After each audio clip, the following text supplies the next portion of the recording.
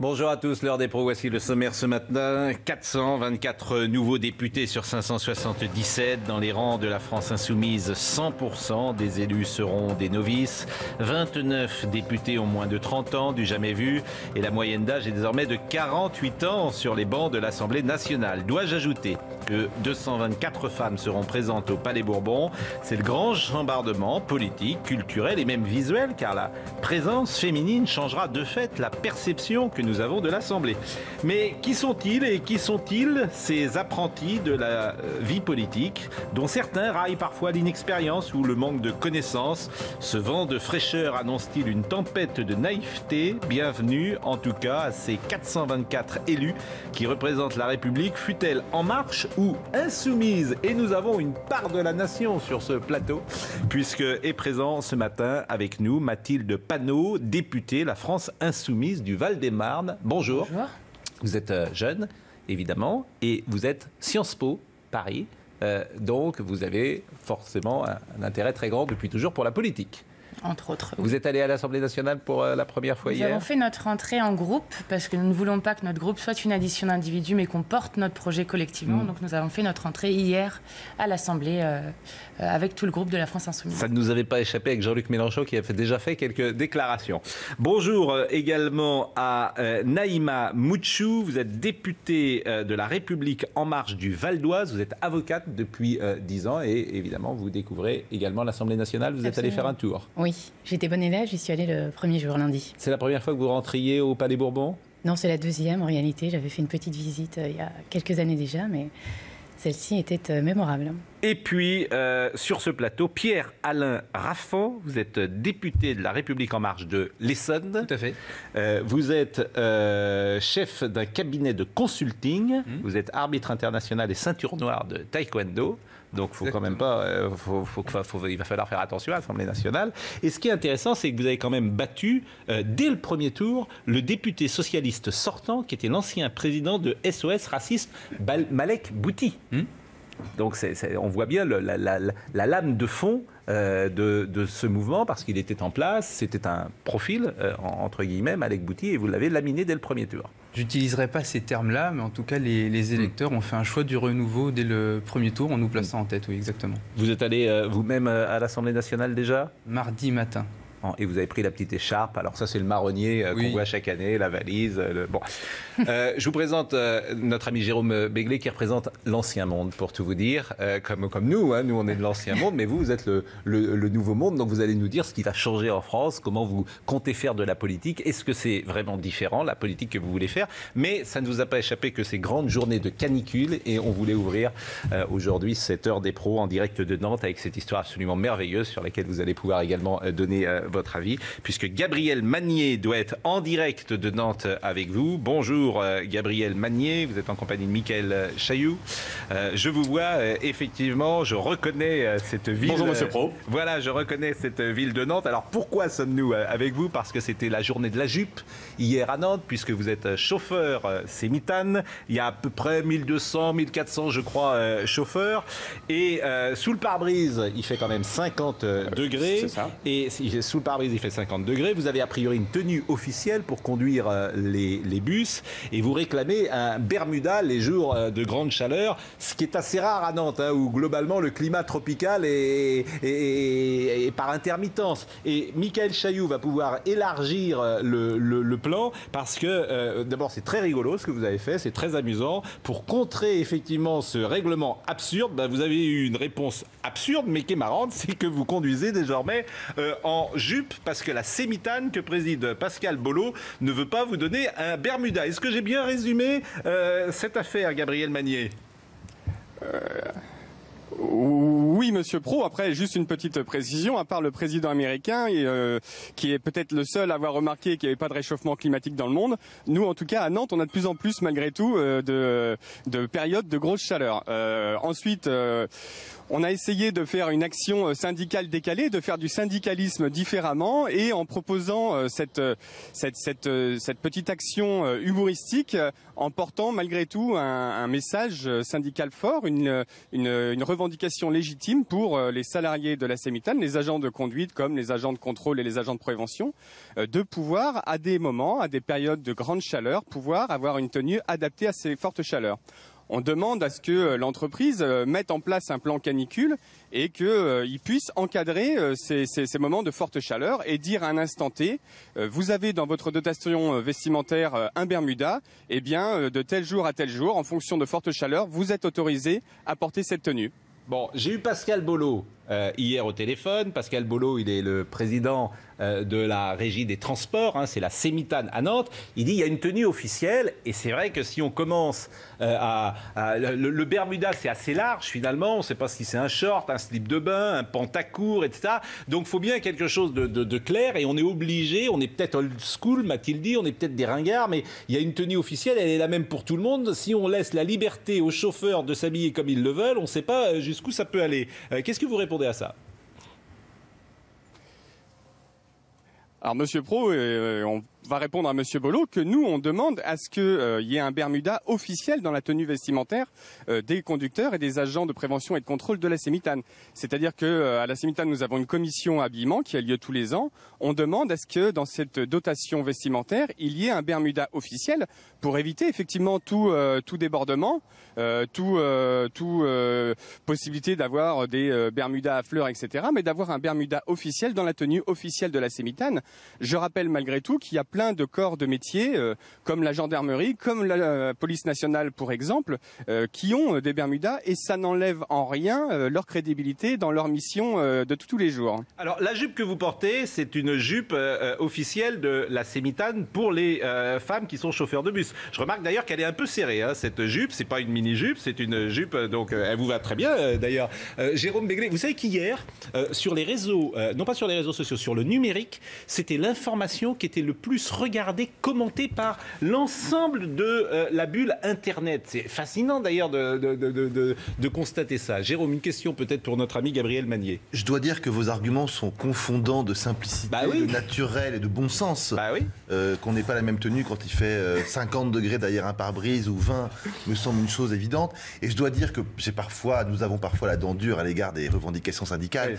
Mais voilà un mouvement qui me paraît à la fois drôle, amusant, justifié, fait avec bonhomie, avec intelligence, avec humour.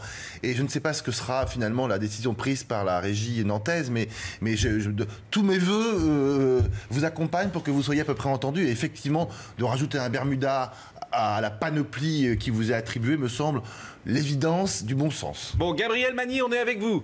Dans votre combat, on mène le combat avec vous, parce qu'effectivement, on va d'ailleurs demander à nos amis députés, parce que ça c'est... Il faut qu'ils nous tiennent au courant dans les jours à venir. Ah ben non, mais il faut effectivement, moi je vais être dans la région nantaise, je prendrai le bus rien que pour voir si vous avez bien le Bermuda, parce qu'effectivement ça paraît... On voit bien que la société, alors là c'est l'ancien monde. C'est l'ancien monde, la régie des transports de Nantes. Ils peuvent avoir un joli petit Bermuda, comme la gendarmerie. Qu'est-ce que vous en pensez? Quelle est votre réaction? Et Gabriel Magnier reste avec nous.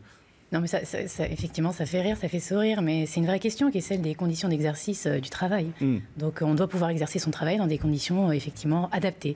Et cette question devra être vite réglée, puisqu'on voit des gens qui souffrent, donc pourquoi pas... Qui souffrent, faut pas non plus... Vous voyez ce que je veux dire? C'est là qu'il faut pas...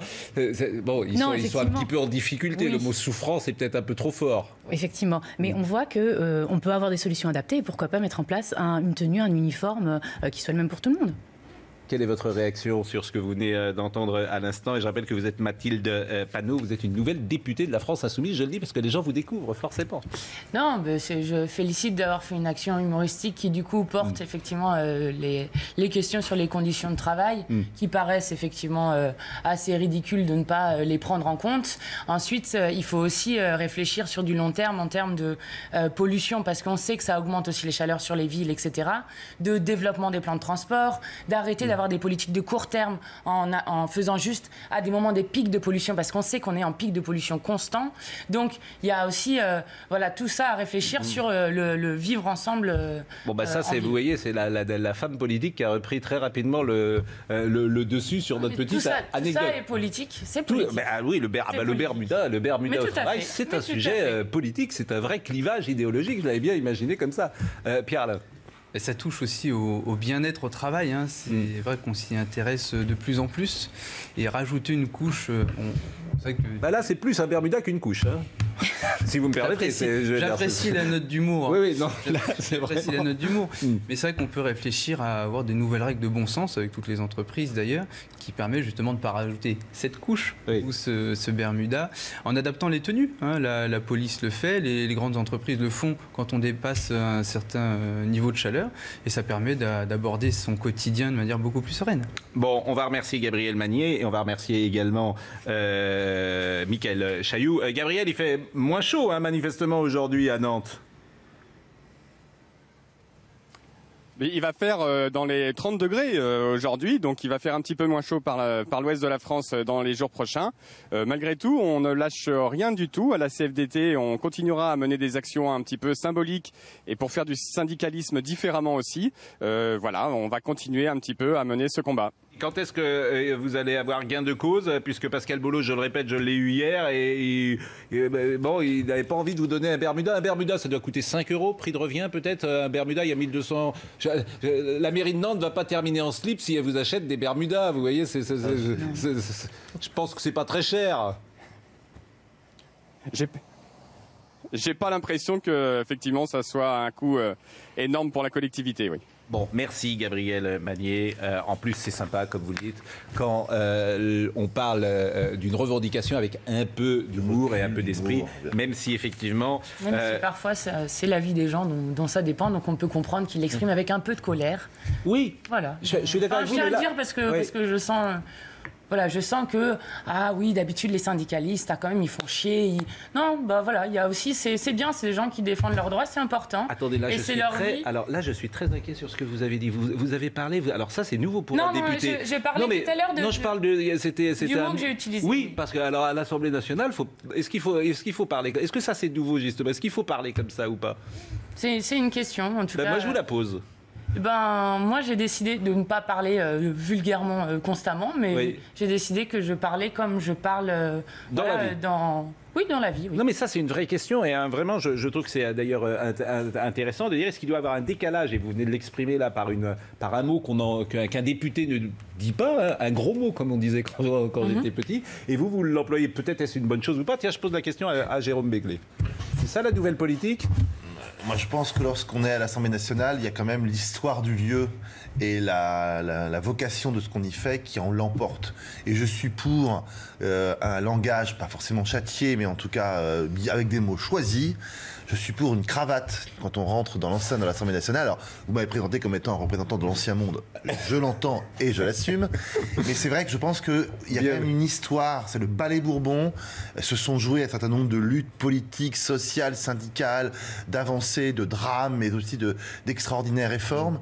Et qu'il est nécessaire d'avoir une tenue orale et une tenue vestimentaire qui s'impose.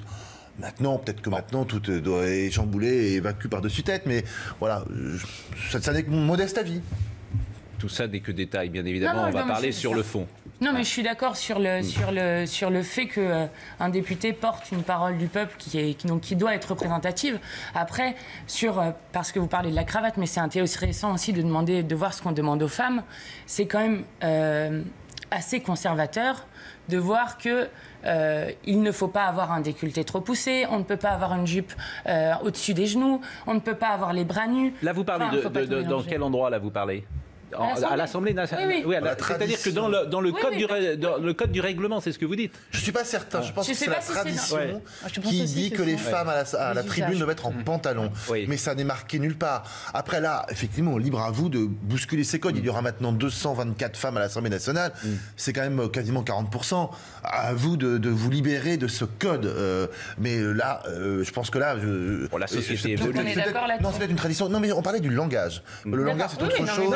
avez parlé de la cravate, donc je rebondis. Je pense qu'un homme à l'Assemblée nationale doit avoir une cravate, point. Mais oui, mais alors, quoi, ça, c'est des débats qui n'en finissent plus. Regardez aujourd'hui, moi, j'ai pas de cravate. Non, mais moi aussi. Et il y a 30 ans, j'aurais présenté une émission de télévision. Mais Pascal, si je n'avais pas eu un plateau de télévision, ça n'est pas à la tribune de l'Assemblée nationale. Si je n'avais pas eu de cravate, j'aurais été, viré. Et vous voulez que je vous raconte une anecdote de notre ami Jean-Claude Dacier? Jean-Claude Dacier qui a dirigé LCI, qu'on salue parce qu'il nous regarde peut-être. Sans doute. Un jour, il a vu un de ses présentateurs qui était barbu. C'était le 25 août ou le 28 août, il est revenu de vacances, il y avait son présentateur qui présentait l'émission, qui était barbu, une barbe comme les gens aujourd'hui, de 3-4 jours.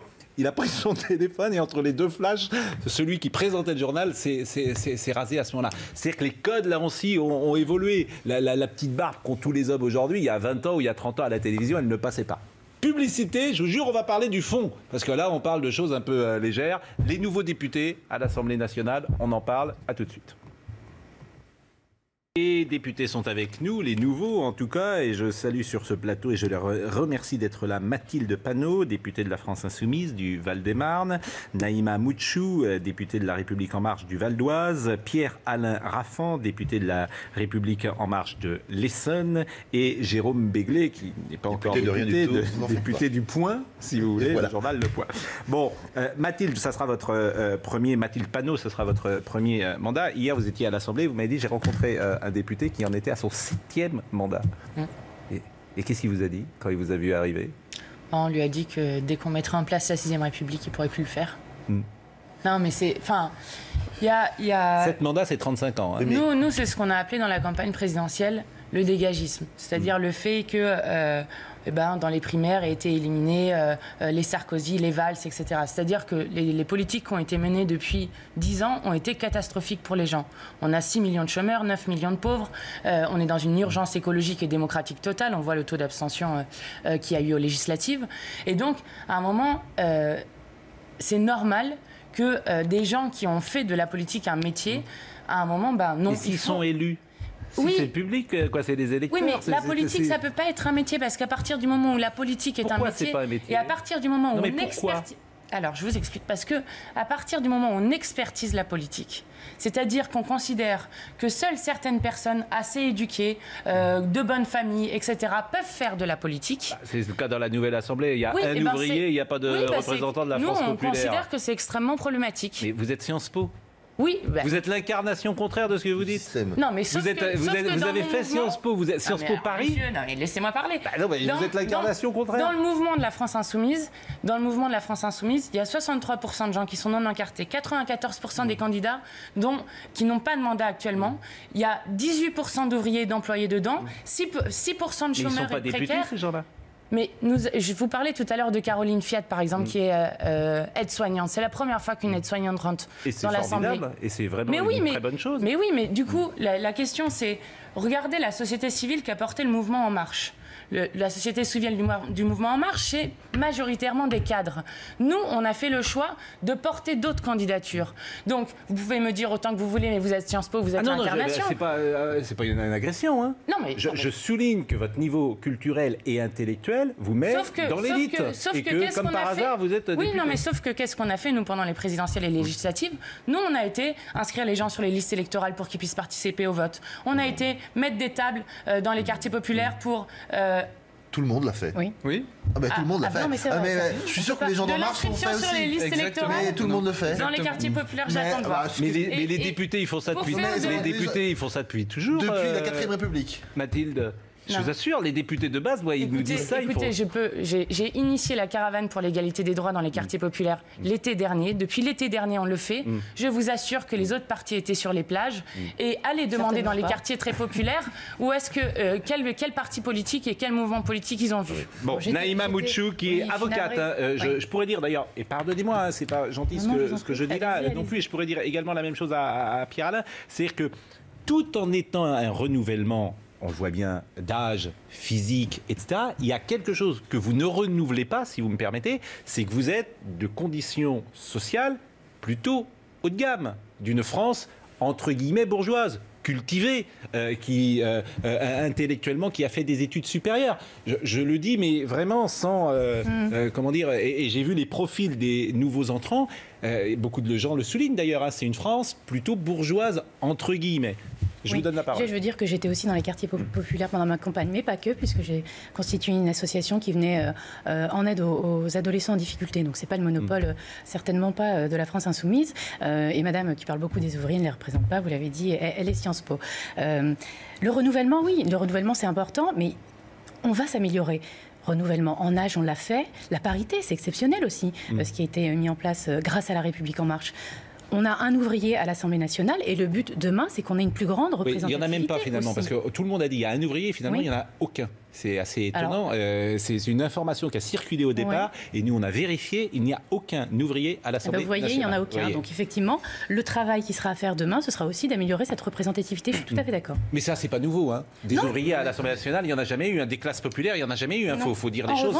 Et peut-être est-ce un problème ou pas, je n'en sais rien, je vous pose la question, c'est à vous d'y répondre. Mais je comprends, si vous êtes ouvrier, vous vous dites, je ne suis pas tellement représenté à l'Assemblée nationale, c'est tout. Si on prend l'histoire des représentativités à l'Assemblée nationale de la 3e, 4e et 5e République, on a eu la République des profs, on a eu la République des avocats, on a eu la République des élus locaux. Vous savez, il y avait beaucoup de députés maires, de conseillers généraux, départementaux ou régionaux qui étaient députés. Bon, jamais l'Assemblée nationale n'a représenté la France telle qu'elle était à cette époque-là.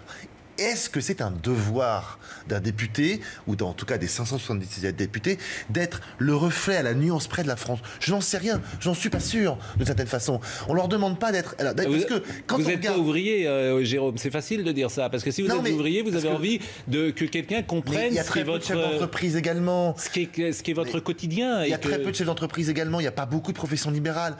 Dans l'esprit de la Ve République, c'était le Sénat qui devait être la chambre la mieux représentante, si j'ose dire, des départements et des territoires. Ça n'est pas le cas non plus. Mais est-ce qu'il faut absolument qu'on ait, par tranche d'âge, par représentation de sexe, par CSP+, ou CSP-, une photo parfaite de la France?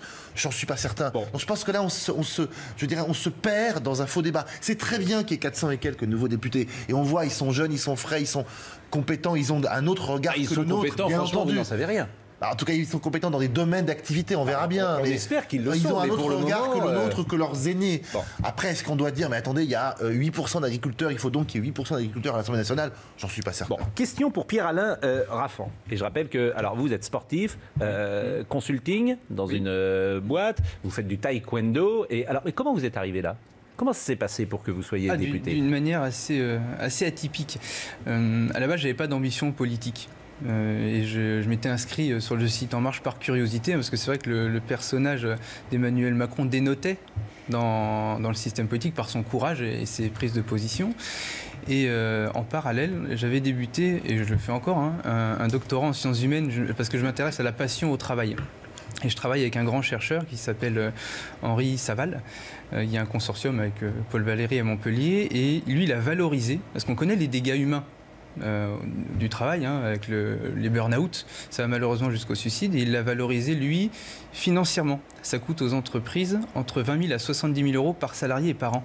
De pertes financières ou de non-gains financiers. Et j'avais écrit à l'époque, en juillet dernier, à François Hollande, Manuel Valls, Myriam El Khomri et Emmanuel Macron sur ce sujet, en disant qu'il serait très intéressant d'agir sur la manière dont on pouvait remettre l'humain au centre des organisations. Et seul Emmanuel Macron m'a répondu. Ça, c'est formidable. Alors, à qui vous aviez envoyé la lettre?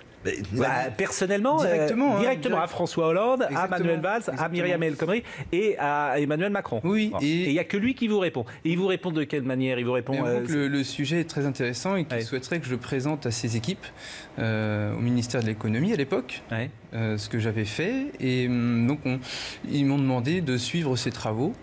Et quelques mois après, j'ai voulu prendre aussi des responsabilités au sein du mouvement pour pousser ces idées, justement de la passion au travail et du bien-être au travail. Et ça démontrait déjà qu'il était très à l'écoute des Français lambda, parce que j'ai pas fait de grandes écoles, je suis issu de l'Essonne, de Saint-Michel-sur-Orge, et j'écris comme un citoyen lambda, en disant, Monsieur le ministre, je vous interpelle sur ce sujet. Donc ça veut dire évidemment qu'il est à l'écoute, hein, et c'est très intéressant parce qu'à cette époque-là, vous n'étiez, voilà, vous pesiez rien sur la vie ou politique, ou locale, ou médiatique, etc. Bon. On dit souvent, on vous reproche, hein, les élus de La République En Marche, d'être des futurs députés godillots. C'est-à-dire d'avoir aucune expérience, peu de connaissances, et d'être au fond inféodé à Emmanuel Macron qui vous a fait, si j'ose dire. Par exemple, sur les affiches, c'était la photo d'Emmanuel Macron. Les gens connaissaient plus Emmanuel Macron que vous. Et que vous allez voter comme un seul homme toutes les lois. Député godillot, en référence à 1958. Ce qui est important justement sur ce sujet, c'est sur l'inexpérience, le terme est assez méprisant parce qu'on a tous une expérience dans nos domaines respectifs. Et ce qui va faire en sorte d'avoir une assemblée représentative, c'est de partager toutes ces expériences. Et sur la partie député godillot, on l'entend beaucoup. Il faut reprendre l'ADN du mouvement En Marche. Depuis le début, il a été construit avec toutes les sensibilités dans une très grande liberté démocratique. Le mouvement existe depuis un tout petit peu plus d'1 an et il a été construit par des cafés politiques, par des discussions et de très longs débats avec toutes les sensibilités. Et Emmanuel Macron nous a demandé de rester libre.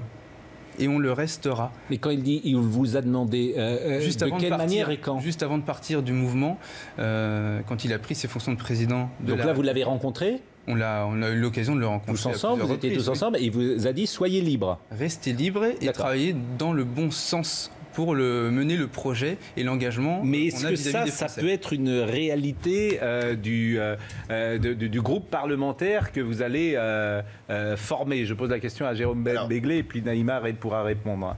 Quand on est député, on voit passer des textes et sur, disons, les 2 tiers, les 3 quarts de ces textes, on n'y connaît rien. On va dire la vérité. Donc on va faire confiance à son voisin ou à sa voisine. Je prends un exemple, s'il y a une nouvelle réglementation sur le sport, vous allez voir votre confrère, elle vous paraît bien cette réglementation, bien ou pas bien, oui, je la vote. Donc vous n'aurez pas beaucoup de libre arbitre. En revanche, vous avez chacun, tous les 3, des domaines de compétences. Et là, vous pourrez dire, tiens, cette loi me paraît plutôt bien faite, plutôt mal faite. C'est là où le travail de député, il est assez, à la fois ingrat. 80% des textes, on les regarde, j'allais dire, comme des vaches, on va passer un train. On les vote parce qu'on a des consignes de vote. On n'a aucune compétence pour l'améliorer ou pour le modifier, ce texte. Et puis, sur des petits points précis, bon. Donc, moi, ma question, c'est sur quoi l'un, l'autre et vous allez pouvoir vous appuyer en disant, là, j'ai un vrai domaine d'expertise, j'ai un vrai domaine de compétence, et j'espère que ma voix, que ma compétence, que ma technicité va être entendue. Oui. Question à Naïma. Oui, juste un mot avant, effectivement, ce qui est essentiel, c'est de savoir de quoi on parle. Il n'y a pas d'experts en politique. Ou alors on parle de la fameuse politique politicienne, celle dont tout le monde ne veut plus. Effectivement, nous, on ne veut pas subir les guerres d'ego, les bisbilles ou les vieilles pratiques de clientélisme. On veut passer à autre chose. C'est ça aussi, le renouvellement. Non, mais c'est très important. Mais la guerre d'ego, vous êtes... C'est l'histoire de l'humanité. Oui, évidemment qu'il y aura des gens qui voudront plus exister que d'autres dans votre groupe et qui seront très certainement francs-tireurs parfois. C'est ça qui... Comment dire, dans un groupe, alors vous avez fait du sport, vous savez comment ça se passe dans un groupe. Forcément, il y a toujours des égos qui peuvent exister. Effectivement, il y a toujours des égos. Mais je peux vous dire que nous, ici présents, on se battra justement pour faire en sorte que les valeurs auxquelles on croit, moi je me suis engagée pour ça, j'ai quitté ma vie privée pour cela, continue à perdurer au sein de la majorité. Alors après, effectivement, ce qui est important... Quand vous dites que vous avez quitté votre vie privée professionnelle, c'est-à-dire que vous ne serez plus avocate? Voilà, effectivement, mon activité sera mise entre parenthèses. Vous n'aviez pas le droit d'être avocate, de toute façon? Non. En tant que députée, c'était impossible? Non. C'est compatible. On peut être à la fois député et avocat aujourd'hui. Oui, mais vous n'avez pas souhaité. Dans la République En Marche, on ne le souhaite pas. Effectivement, moi j'ai fait le choix de mettre ma carrière d'avocate entre parenthèses le temps de la députation. Je veux me consacrer à 100% à cette fonction qui prend beaucoup de temps, à la fois sur le national et dans le cadre du territoire, là où j'ai été élue. Donc c'est très important. Et chacun va pouvoir apporter son expertise. Chacun a un profil différent. La mienne, donc votre expertise, c'est dans quel domaine? La mienne est dans le domaine juridique puisque je suis avocate depuis 10 ans. Donc je vais pouvoir effectivement travailler sur la loi de manière générale et effectivement mon confrère dans le cadre du sport. Donc voilà, il y a une vraie plus-value de tous ceux qui viennent aujourd'hui à l'Assemblée nationale. Mathilde Panot. Non, mais pour revenir sur le renouvellement, parce que voilà, vous parliez tout à l'heure du monde des bisounours, c'est bien sympa de mettre des jolis visages jeunes, etc. Mais pas que. La question, c'est pas ce qu'on a dit, hein. la question, c'est... Non, mais c'est important. Vous caricaturez pas ce que j'ai dit, mais... Non, mais c'est pas grave, je caricature, mais au moins ça passe. Vous irez très loin en politique parce que vous attribuez aux autres des paroles qu'ils n'ont pas tenues. Non, c'est le b.a.-ba du métier. C'est un métier, hein. Ouais. Donc, vous parliez de ça tout à l'heure. L'important, quand même, c'est le renouvellement des personnes, enfin voilà, de ne pas avoir des experts de la politique, c'est évidemment important et personne ne dira le contraire. Ah non, on peut dire le contraire, certains disent le contraire, Mathilde. Oui, bon, moi ok, très bien. Bon, certains disent le contraire, moi je ne dis pas le contraire. Oui. Par contre, l'important, c'est quand même, on fait de la politique. Donc, on fait de la politique, on porte des programmes politiques et... là où il n'y a pas de renouvellement dans le gouvernement d'Emmanuel Macron et dans la majorité qu'il y a, c'est qu'on continue sur une irresponsabilité écologique. On continue, on a une énorme crise démocratique pour laquelle nous on propose la 6ème République et la loi de moralisation. Il n'y a ni la proportionnelle, ni le référendum révocatoire, ni normalement on devait interdire l'activité de conseil. Et en fait, on n'a pas le droit de commencer une activité de conseil. Donc si vous l'aviez commencé un an avant, ça fonctionne. Donc c'est une loi qui est en train de s'affaiblir. On continue avec une loi travail numéro 2. On continue avec une... Qu'est-ce que on vous écoute. Non, on vous écoute. Je voyez, mon souffle pour vous répliquer après. Vous savez simplement ce qui me frappe ce matin. Allez-y. Ce qui me frappe, c'est qu'il y a deux profils. Il y a Pierre-Alain Raffan qu'on découvre, qui est complètement atypique sur le discours politique qu'il tient. Il dit voilà, moi je parle du burn-out dans les entreprises, c'est concret, je suis avec un chercheur, j'ai réfléchi, j'ai appelé Macron, il est revenu vers moi. Et vous, ce que j'entends, j'ai l'impression d'entendre ça depuis toujours. C'est-à-dire que vous avez 30 ans, et ce que vous dites ce matin à la télévision, mais c'est un discours politique, j'ai l'impression d'entendre ce qu'on entend depuis 30 ans. Donc je suis frappé simplement de ça. Mais le discours, il tient, ce que vous dites, mais c'est pas très nouveau. Mais vous savez, des renouvellements pour employer le même vocabulaire, c'est étrange. Moi, il y a un mot qui m'a frappé, que vous avez dit tout à l'heure, c'est clientélisme. Vous êtes tous les trois députés. Une mère de famille avec 3 enfants vient vous voir dans votre permanence et vous dites, madame, voilà, je suis à la rue, j'ai besoin d'être logé pour loger mes enfants parce que l'hiver arrive. Qu'est-ce que vous allez faire? Évidemment, vous allez vous démener en 150 pour lui trouver un logement. Oui. Et vous lui obtiendrez ce logement. Eh bien là, vous avez fait du clientélisme. Et pourtant, il faut le faire. Une autre dame vient vous voir 2 jours après en disant voilà, je suis en finale pour être à mi-temps dans une cantine scolaire et j'ai besoin de ça parce que j'ai 3 enfants à nourrir. Eh bien, vous allez tout faire pour qu'elle ait ce job dans la cantine scolaire. Et bien là, vous avez fait du clientélisme. Donc n'employez pas des mots qui a priori chargent quelque chose de négatif alors que c'est votre job. Vos administrés sont dans le besoin, vous pouvez les aider, vous allez les aider. Sinon, vous n'avez rien à faire comme député. Et je me suis engagée à les aider. Et bien, vous faites du clientélisme. Ça fera partie de mon rôle. Ça n'est pas là du clientélisme. Moi, je n'ai pas la même définition. Le clientélisme, c'est ce qu'on a connu pendant toutes ces années, notamment avec l'attribution des enveloppes parlementaires. Et je l'ai vécu sur le terrain, puisque des gens sont venus me voir. Ils sont venus me voir en me disant est-ce que vous pourrez financer tel ou tel projet comme ça a été fait toutes ces années?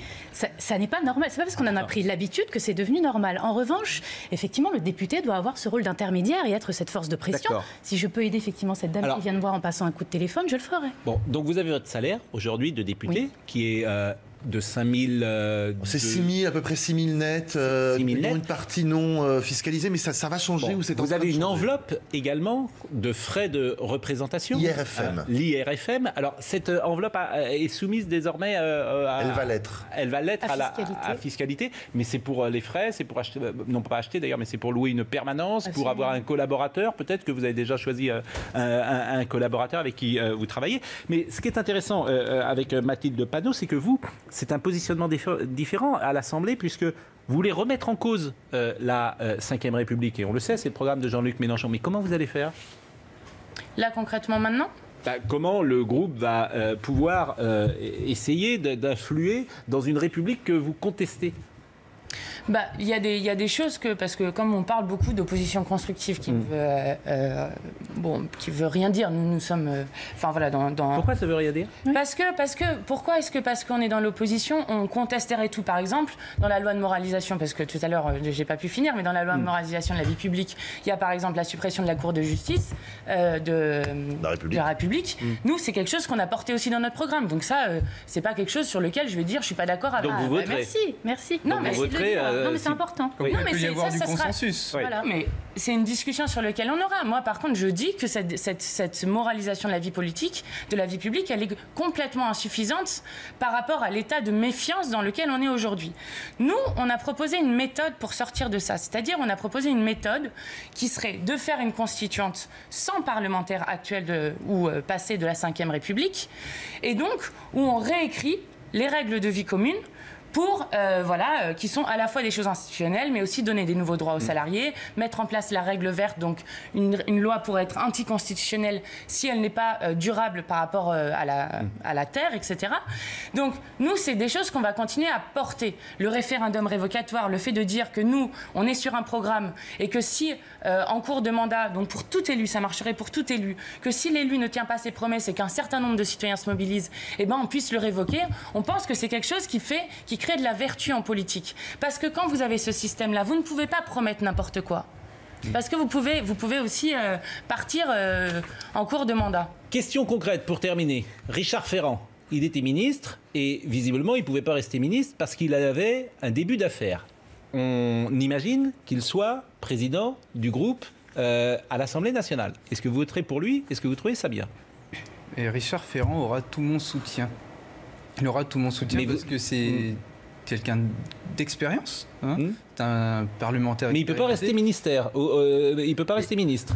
Donc mais ça c'est pas le choix de ça, c'est le choix, je veux dire, du Premier ministre et du président de la République. C'est plus compliqué. Oui, c'est quoi? Oui, après c'est parce qu'il y a une enquête préliminaire qui est ouverte sur lui, qu'on considère que cette enquête est suffisamment toxique pour qu'il ne reste pas au gouvernement, mais on considère néanmoins que c'est pas suffisamment toxique pour l'empêcher d'être président du groupe. Donc je vous pose la question. Ça c'est vous qui dites. Il est à l'heure où on se parle, Richard Ferrand est innocent. Donc vous voterez. Oui, mais je suis bien d'accord. Mais je pense que c'est quelqu'un François Bayrou aussi est innocent. Bien sûr. Ouais. Mais pour revenir sur Monsieur. Donc vous voterez pour lui? Oui, parce qu'il a cette expérience-là. Oui, mais et il représente. Et non, mais c'est important. Moi, je vous pose des questions toutes simples. Je tiens à le dire aussi, c'est qu'il fait partie des premiers aussi fondateurs du mouvement. Il en connaît l'ADN. Il saura représenter le mouvement La République en marche au niveau du Parlement. Et je pose la même question à Naïma Mouchou. Richard Ferrand, vous accréditez l'idée qu'il soit le président du groupe à l'Assemblée nationale? On a besoin de quelqu'un d'expérience, c'est certain, et effectivement, il connaît bien le mouvement. Donc ça, c'est donc là, il y a un côté un peu Godillot déjà, si vous me permettez. C'est-à-dire qu'on suit comme un seul homme. Je n'ai pas entendu qu'il y ait eu d'autres candidatures que celle de M. Ferrand. Ah, c'est mieux, oui, ça, c'est candidature unique. Non, mais sûr que ça passe. Ça, c'est moderne. Voilà. Donc, parce que moi, je répète, c'est comme Marielle de Sarnez, le problème va se poser. C'est-à-dire que ce qui est toxique dans un gouvernement ne l'est pas à l'Assemblée nationale. Donc, la question, vous convenez qu'on a le droit de la poser? Oui, absolument. Mais c'est très dangereux. Moi, je ne serais pas. Qu'est-ce qui est dangereux? Je ne serais pas juste sur ces questions-là parce que Monsieur Ferrand aujourd'hui n'est pas mis en examen. Vous savez que je suis avocate, je suis très attachée à la présomption d'innocence. J'ai beaucoup. François Bayrou non plus. Et il n'est plus au gouvernement. Il n'est pas non plus mis en examen. J'ai vu des vies dans lesquelles des gens ont été détruits parce que mis en examen, mais ensuite complètement innocentés. Après, effectivement, ça va être la question de la morale. Mais on place où le curseur dans la morale? La question de la morale, elle se pose depuis Montesquieu. Comment fait-on pour régler le problème? Voilà. Il me semblait que sur François Fillon, vous aviez bien compris où il fallait placer le curseur de la morale quand même. François Fillon a été mis en examen. Oui. La règle, elle déclare au gouvernement. Vous êtes mis en examen, vous démissionnez. Voilà. Sur Richard Ferrand, effectivement, il est présumé innocent, ça ne fait aucun doute. Effectivement, il connaît parfaitement l'ADN du mouvement République en marche. Il en est quasiment un des cofondateurs. Mais je veux tordre de cou l'idée que ce soit un député d'expérience. Il a été élu pour la première fois en 2012. Donc il a une législature derrière lui. Il ne connaît pas parfaitement... Non, par rapport à vous, c'est beaucoup, si j'ose dire. Mais il ne connaît pas parfaitement les arcanes et les jeux parlementaires. Donc quelqu'un d'expérience, pour moi, serait quelqu'un qui serait député depuis 10 ou 15 ans. Par ailleurs, c'est pas lui faire injure de dire qu'il n'était pas très assidu à l'Assemblée nationale, qu'il n'a pas fait un travail en commission considérable. Donc l'argument d'expérience, faites attention, c'est un argument qui me semble faible et insuffisant. #HDPro, vous êtes assez nombreux à répondre ce matin. C'est Juju DS qu'on salue parce qu'il est là tous les matins. La règle verte, vraiment, cela est un élément important. J'espère qu'elle sera au programme durant le quinquennat. C'est vous qui en avez parlé, je crois. La règle verte, on peut rappeler rapidement ce que c'est? La règle verte, c'est l'idée de mettre dans la Constitution le fait qu'on ne puisse pas prélever plus à la terre que ce qu'elle peut régénérer en une année. Je vais y arriver. Ouais. Donc ça veut dire concrètement que, par exemple, Notre-Dame-des-Landes, pourrait être considéré comme anticonstitutionnel parce que étant un projet anti-écologique. Ça permettrait en fait de mettre dans la Constitution des choses qui protégeraient et qui permettraient de mettre en place un plan de planification écologique qui permette de vivre durablement et pas d'être dans cette urgence qui met en jeu la survie humaine actuellement. C'est Bernecht qui disait également, même les ouvriers ne votent pas pour un ouvrier. La preuve, le score de Poutou.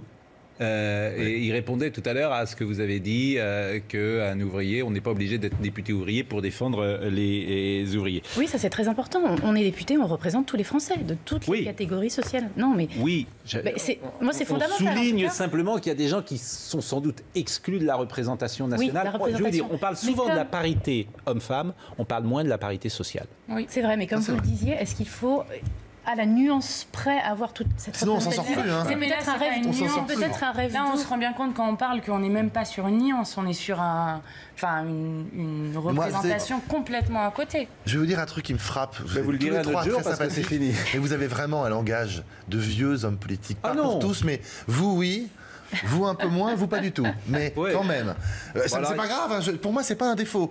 Mais quand tu fais de la politique, il y a des codes quand même, tu passes sous les fourches codines d'un certain type d'arguments. Si je peux me permettre une dernière chose, le renouveau, il sera dans les résultats. Voilà. Oui, ça c'est une bonne formule. Mathilde Panot, merci. Combien de députés France Insoumise vous serez 15 ou 16. Et combien de femmes la moitié, donc 7 ou 8. Et voilà, et il y a beaucoup de femmes à l'Assemblée nationale. Monsieur le professeur de taekwondo, merci. Pierre-Alain Raffan, ce que vous nous avez raconté est tout à fait étonnant et la manière dont vous êtes devenu député est, je pense, quasiment unique sous la 5e République. Et vraiment bonne chance à tous les trois, comme à Naïma Mouchou. Vraiment bonne chance pour présenter la France, donc on est forcément respectueux du vous travail. Devriez les faire revenir tous les mois. Ouais, pourquoi pas. Franchement, pour faire un point d'étape. Et allez-y, on est avec vous, régulièrement. si j'ose dire. L'info se poursuit sur CNews.